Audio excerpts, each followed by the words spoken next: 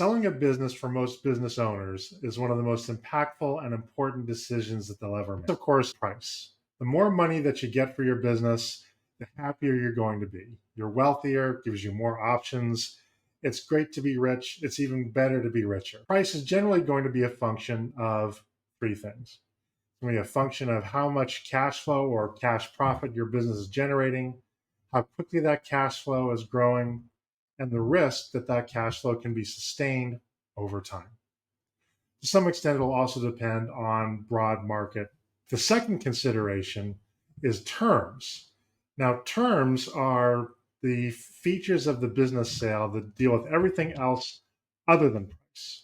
For example, an earnout, when you are going to be paid later based on how the business performs after the sale, or whether you as the seller are willing to provide financing for the business, whether you as the seller are willing to stay with the business for some period of time to facilitate the transition, whether you as the seller are willing to sign a non-competition agreement after the business sale. All of these will impact the price. And what I like to say is that price and terms are often dancing partners. If you give a little bit on price, you'll probably get a little bit on terms. But if you want to attract the highest price that you possibly can, chances are then you're going to have to agree to some buyer-friendly terms. Next, you want to think about strategic fit with the buyer. Buyers don't always buy a business just because of the profit that it's going to generate today, but rather with the holistic consideration of how the business is going to fit within businesses and other investments that that buyer already owns.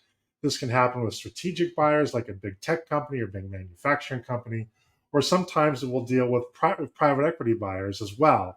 When private equity buyers are in the market buying businesses that are similar because of their industry and scope, we call that a roll-up. And in those cases, strategic fit will drive a business value or drive the business price as well. The greater the strategic fit, the more the buyer is likely willing to pay for the business. So if you can point out the strategic fit on behalf of the buyer, then they're going to be very excited about that, and more excited buyers tend to pay more for businesses. And then there's financing. The reality is that most businesses are not acquired by simply showing up with a truck full of cash, dumping it on your desk, and then telling you to have a nice day. Rather, there's what we call deal structuring. And deal structuring may involve you being a source of financing for the business. We call this a seller note. And what a seller note means is that you as a seller are going to allow the buyer to pay you over time for the business, just as if they borrowed money from you as a bank. The buyer may also have to bring in equity financing on their side. They may bring in debt financing. There may also be some kind of strategic financing sources that will be used in order to buy the business. Now, financing is important because just because a buyer recognizes that your business has a lot of value, if they can't afford the price, then it doesn't really matter. By being willing to provide financing for the buyer to buy your business, it makes it much more likely that they can pay the price that you want for the business and make everybody happy. So if you think about these considerations in advance and while you're doing a deal, the likelihood that you're going to achieve a good outcome when you sell the business is much greater.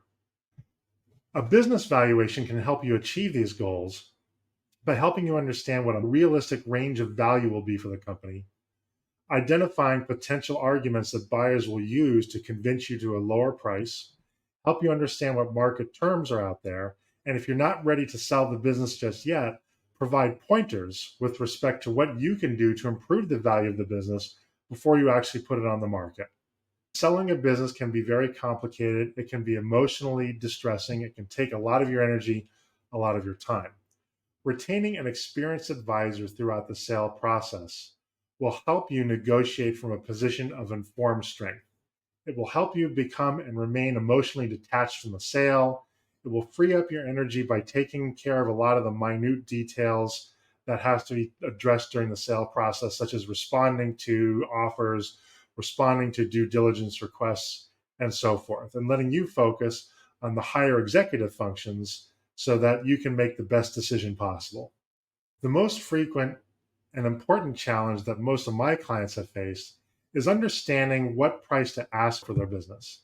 You see, when you want to ask for a price for your business, you need to be in what I call the Goldilocks zone. If your price is too high, the buyer will not take you seriously and they'll probably stop talking to you.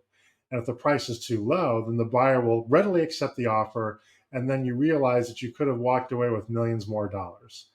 By having a valuation of your business, you make sure that you're in the Goldilocks zone to keep a deal alive when it needs to be, walk away from lowball offers, and accept the offer that is appropriate. If you have an opportunity to sell your business today, or you're preparing to sell your business some years from now and you want to maximize your value, please contact me using the information provided.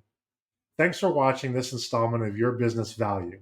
And if you received value from this video, please like and subscribe, and let me know in the comments what topics you would like me to cover next.